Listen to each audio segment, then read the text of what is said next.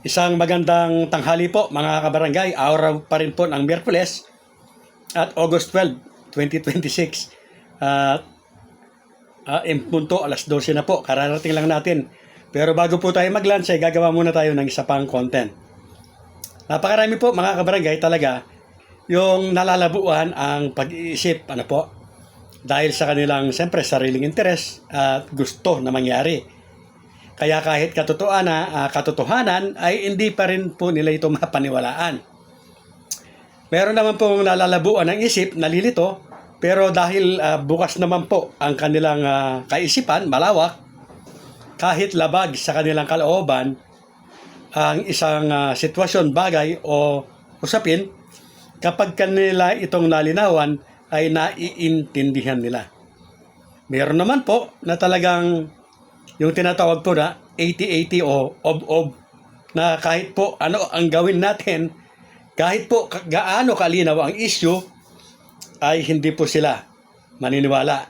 Unang-una nga po ay ob-ob sila at napakakitid. Bukod sa makitid na po ang kaisipan, ay sarado pa ito. Ang barangay at SK election po ay hindi pa po postpone. Nakatadhana po na maganap ang barangay at SK election sa November 2, 2026. Dahil yan po ay sinasaad ng batas. Republic Act 12232. Ngayon, pwede ba talaga na ma-postpone ang barangay at SK election? Yes po. Pwede po dahil meron nga pong nakahain na batas sa Kongreso at Senado. Yes po, pwede pong ma-postpone ang barangay at SK election kapag ang dalawang sangay ng Kongreso na yan ay bumuo po o nakabuo ng isang batas na itatalaga o itatakda na ganap na batas.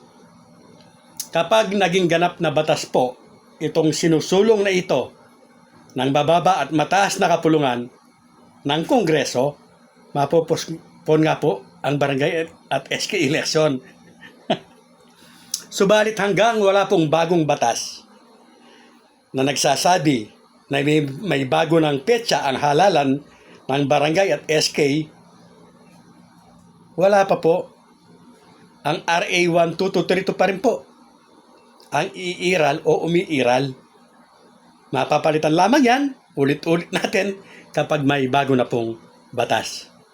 Malinaw po at maliwanag siguro sa mga bukas ang isip, pero sa mga ob-ob at talagang wala naman pong kaalam-alam sa usaping ito ay naniniwala pa rin sila na postpone na ang halalan. Uulitin po natin, hindi pa po postpone ang BSKE sa November 2, 2026 at maaari lamang itong ma-postpone kapag may humalili na bagong ganap na batas. Real talks based on facts.